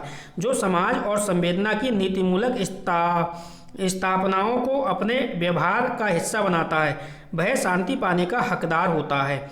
महावीर बुद्ध क्राइस्ट नानक गांधी अगर हमारे जीवन का पर विराजमान है, तो इसमें इनकी सदैवता, नरसंहार और व्यवहार का योगदान है। वे जिस समस्त प्राणी, प्रकृति और सृष्टि के लिए हैं, उनके मन में किसी के लिए रत्ती भर भी भेदभाव नहीं रहा। अहंकार को विवेक से हटाया जा सकता है। गांधी जी ने गुलामी आज़ादी, देखो यहाँ पे गुलामी आज़ादी, मनुष्य की सेवा और विवेक से मित्रता को अपना लक्ष्य बनाया। सबके प्रति अपना दृष्टि का ही भाव और व्यवहार था। गांधी विश्व नेता बने। गीता में कहा गया है, जो समस्त प्राणियों के हित में सदा संलग्न रहता है, सबका मित्र होता है। महावीर सत्य की साक्षात अनुभूति में मैत्री की अनिवार्यता की घोषणा करते हैं। यह अनुभूत सत्य है कि जो अपना मित्र होगा वह हर किसी का मित्र होगा। आप भी इसे आजमा कर देखें, महसूस होने लगेगा कि जिस शांति के लिए भटक रहे हैं वह कहीं बाहर नहीं, आपके अंदर ही है। चलो क्वेश्चन नंबर आप देखते हैं 91 से 99 तक। यहाँ पे देखो आपका, इनमें से गांधी जी ने अपना लक्ष्य नहीं बनाया। किसे नहीं बनाया, तो देखो गुलाम से आज़ादी, मनुष्य की सेवा, विवेक से मित्रता, गुलामों से आज़ादी, तो गुलामों से आज़ादी चौथा वाला बिल्कुल सही है। क्वेश्चन नंबर 92, अनुच्छेद के अनुसार किसे अपने व्यवहार का हिस्सा बनाना चाहिए। समाज और संवेदनाओं के नैतिक मूल, गुरु नानक देव की शिक्षाएं, सत्य और असत्य की परिभाषा, अहंकार और विवेक की परिभाषा। तो पहला ऑप्शन बिल्कुल सही है, समाज और संवेदनाओं की नैतिक मूल। 93। चलो अगला देखो। चलिए अगला क्वेश्चन देखिए आप। अगला क्वेश्चन है, गांधी जी विश्व नेता बने क्योंकि उन्होंने सत्याग्रह किया, वे स्वतंत्रता आंदोलन के नेता थे, वे अनुशासन प्रिय थे, सभा के प्रति उनकी समान दृष्टि व व्यवहार। तो इसका राइट आंसर जो हो जाएगा आपका, ये देखो चौथा वाला, समाज के प्रति उनकी समान दृष्टि व व्यवहार था। पैराग्राफ के अनुसार चल रहे हैं। महावीर, बुद्ध, क्राइस्ट, नानक व गांधी जी में क्या समानता थी? क्या समानता थी? तो देखो चौथे ऑप्शन पे नज़र डाल के देखो, सभी ने मानव कल्याण किया, सभी ने मानव कल्याण किया। चलो 95 नंबर क्वेश्चन की ओर चलते हैं। कौन सा शब्द भिन्न है? तो तीन किसी तरह से एक प्रकार से सेम है और एक अलग है। मित्रता, मनुष्यता, मित्र और वीरता। तो मित्र, कौन सा शब्द भिन्न है? मित्र। 96, सबके प्रति दृष्टि का भाव और व्यवहार होना चाहिए। सभी के प्रति समान या भिन्न या फिर अलौकिक। तो सभी के प्रति समान होना चाहिए। अपना पराया में समास है, तो अपना और पराया में कौन सा समास है ये आपको बताना है। तो ये द्वंद्व समास है। हमें किसके अनुसार फल मिलता है? तो हमें मिलता है किसके अनुसार? व्यवहार के अनुसार फल मिलता है। 99, शांति को कहाँ पाया जाता है? शांति को स्वयं में पाया जाता है, अपने अंदर। यही कहा गया है पैराग्राफ में। चलो 99 हो गए आपके। अब देखो 100 नंबर क्वेश्चन। तो यहाँ पे एक पैराग्राफ और है जो 100 से 105 तक पूछा गया है। तो 100 से 105 वाले जो पैराग्राफ है उसे भी हम देख लेते हैं। चलो पढ़ते हैं। देशवासियों सुनो, देश को नमन करो, देश ही आधार है, प्यार देश से करो। लड़ रहे हो आज क्यों छोटी छोटी बातों पर, देश हित को भूल कर प्रांत, भाषा, जात पर मिटा के भेदभाव को देश के सुदृढ़ करो। देश को क्या करो? सुदृढ़ करो। अगला देखो आप। भ्रष्टाचार की लहर उठ रही नगर नगर, घोर अंधकार में सूझती नहीं डगर। ज्योति निधि धर्म की आज तुम प्रखर करो, देश आज रो रहा, देश का रुदन सुनो। बाट दर्द देश का, मित्र देश के बनो, प्रेम के पीयूष से देश का समन करो। तो ये आपकी पैराग्राफ है। अब यहाँ से देखो क्वेश्चन बनेंगे 100 से 105 तक। चलो क्वेश्चन को सॉल्व करते हैं। कविता में नीति धर्म की ज्योति प्रखर करने के लिए कहा गया ताकि देश को प्रेम किया जा सके, देश को दर्द बांटा जा सके, आपसी भेदभाव दूर किया जा सके, भ्रष्टाचार को दूर किया जा सके। चलो तो देखो भ्रष्टाचार को दूर किया जा सके, चौथा वाला ऑप्शन यहाँ पे हमारा सही है। 101 नंबर देखो आप। देश आज रो रहा पंक्ति का आशय है, देश आज रो रहा पंक्ति का आशय है। देश में शांति का वातावरण है, जब शांति का वातावरण होगा तो क्यों रोएगा। देश के नागरिक रो रहे हैं, देश में बाढ़ आई है, देश में अशांति का वातावरण है। दूसरा वाला विकल्प यहाँ पे सही है। चलो देश का समन किया जा सकता है, तो देश का समन किया जा सकता है किसके द्वारा? नीति के द्वारा।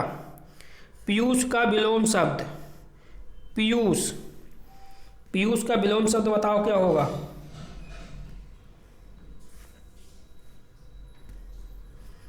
पीयूष का विलोम शब्द क्या होगा?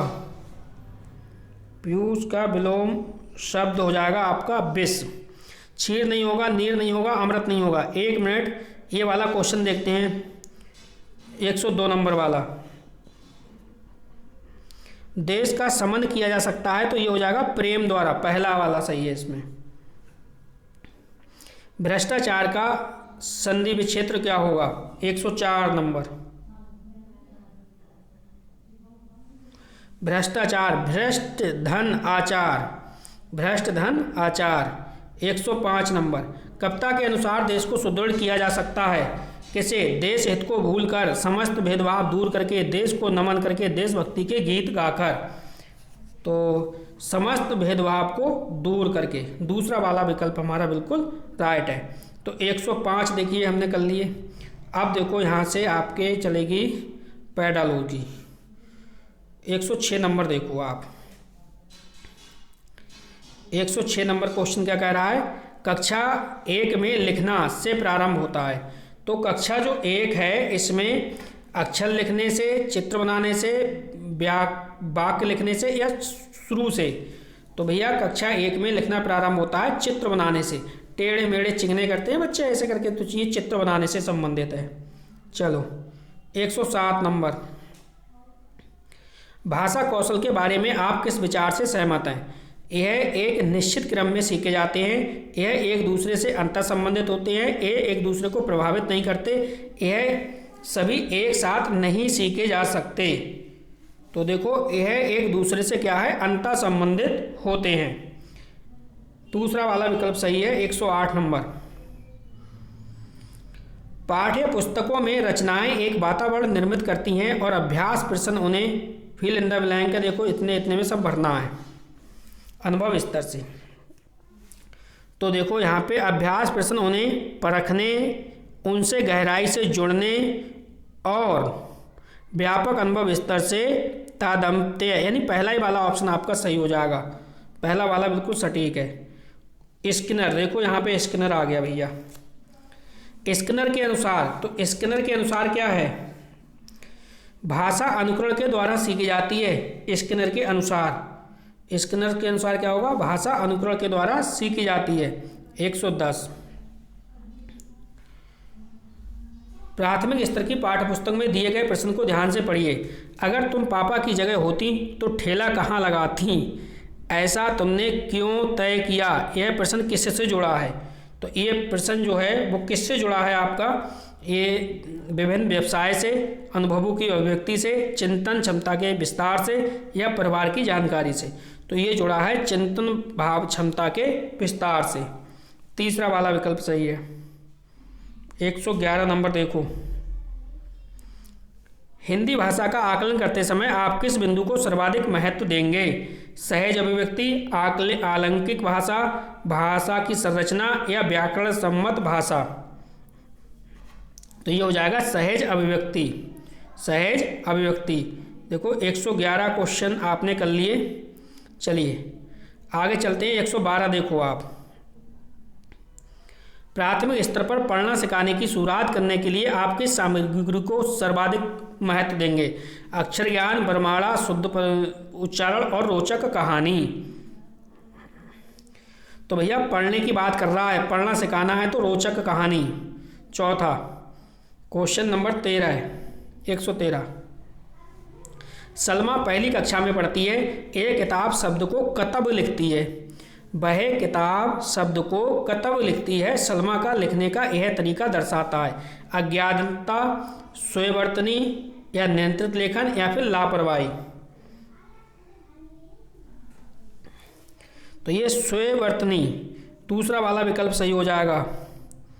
चलो 114 नंबर देखो, सामाजिक अंतःक्रिया, तो वाइगोटस्की है। सामाजिक अंतःक्रिया जहाँ पे भी होगा आराम से आपका वाइगोत्स्की बन जाएगा। सही है। चलो 115 देखो, 115 देखो क्या कह रहा है, द्विभाषिकता और उपलब्धियों का गहरा सकारात्मक संबंध पाया जाता है व्यवसायिक में, विद्वत में, साहित्यिक में या वैज्ञानिक में। तो ये दूसरा वाला ऑप्शन सही हो जाएगा, विद्वत। चलो 116 नंबर क्वेश्चन, प्राथमिक स्तर पर पढ़ाते समय आप हिंदी भाषा संबंधी किस पक्ष पर सर्वाधिक बल देंगे? व्याकरण नियम पर, व्याकरण ज्ञान पर, भाषा ज्ञान पर, भाषा प्रयोग पर? तो ये किस पर सर्वाधिक ध्यान देंगे आप? भाषा प्रयोग पर। चौथा वाला विकल्प सही है। चलो 17 नंबर देखो आप, मौखिक भाषा का आकलन पर सर्वाधिक बल देता है, यानी उच्चारण शुद्धता, विचारों की क्रमबद्धता, धारा प्रवाह की तीव्रता या संस्कृत निष्ठ शब्दों का प्रयोग करना। तो देखो इसमें क्या है भैया, विचारों की जो क्रमबद्धता है ये वाला आपका राइट आंसर हो जाएगा। 117 आपने कर लिए, अभी 3 क्वेश्चन बकाया है। चलो जल्दी से 3 क्वेश्चन देख लेते हैं, वीडियो काफ़ी लंबा हो गया आज। 118 नंबर क्वेश्चन देखो, हम भाषा के माध्यम से क्या करते हैं? सोचते और विचार करते हैं, अनुभव महसूस करते हैं, चिंतन विचरण या सोचते महसूस करते हैं? क्या करते हैं हम? तो देखो हम भाषा के माध्यम से क्या करते हैं? सोचते हैं। इसमें क्या आएगा? सोचते हैं और महसूस भी करते हैं, यानी चौथा वाला यहाँ पे राइट आंसर होगा। चलिए 119 नंबर जल्दी से देख लो आप, और 120 देख लो। ठीक है, 119 नंबर देखो आप। तो 119 नंबर देखो क्या कह रहा है, हिंदी भाषा सीखने सिखाने का दायरा इतना बड़ा होना चाहिए कि इससे उसका नाता ना टूटे। व्याकरण सीखने, भाषा प्रयोग, भाषा की परिभाषा, व्याकरण रटने। देखो ये तो बिल्कुल सरल है, इसका आंसर आप सबको पता होगा, भाषा प्रयोग हो जाएगा। सही है। 120 बिल्कुल लास्ट क्वेश्चन है। और सभी की संस्कृत मैं बिल्कुल बाद में कराऊंगा। सभी सेटों की जो संस्कृत है वो बिल्कुल बाद में कराऊंगा मैं, ठीक है। अभी सबसे पहले ये चल रहे हैं आपके जो पिछले पेपर कराए गए हैं CTET के माध्यम से, वही पेपर सॉल्व आपको करा दूंगा। प्राथमिक स्तर पर भाषा सीखने सिखाने में बाल साहित्य मदद करता है। वह सरल होता है, वह रंगीन चित्रों वाला होता है, वह भाषा की रंगतें प्रस्तुत करता है, वह बच्चों के लिए होता है। तो ये भी बिल्कुल सही है।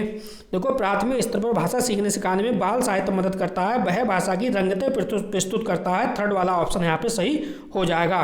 तो देखो ये CTET का मैं आपको बता दूं फिर से, ये CTET जनवरी 2021 का है। 2021 जनवरी का पेपर था, प्राथमिक लेवल का पेपर आपने सॉल्व कर लिया। अब आप लगभग 10 साल तक के CTET के अगर आप पेपर प्रीवियस ईयर के PYQ क्वेश्चन आप लगाना चाहते हैं तो आप YP एजुकेशन ट्रिक चैनल पर जाइए, वहाँ पे मैंने प्ले लिस्ट बना दी है, वहाँ से आप एक एक वीडियो को अच्छे से देख लीजिए, फिर आप एग्जाम में बैठिए, आपका एग्जाम आराम से निकलेगा। ठीक है, बस इस वीडियो में इतना ही था। वीडियो देखने के लिए आपका बहुत बहुत धन्यवाद। मिलते हैं नेक्स्ट वीडियो में।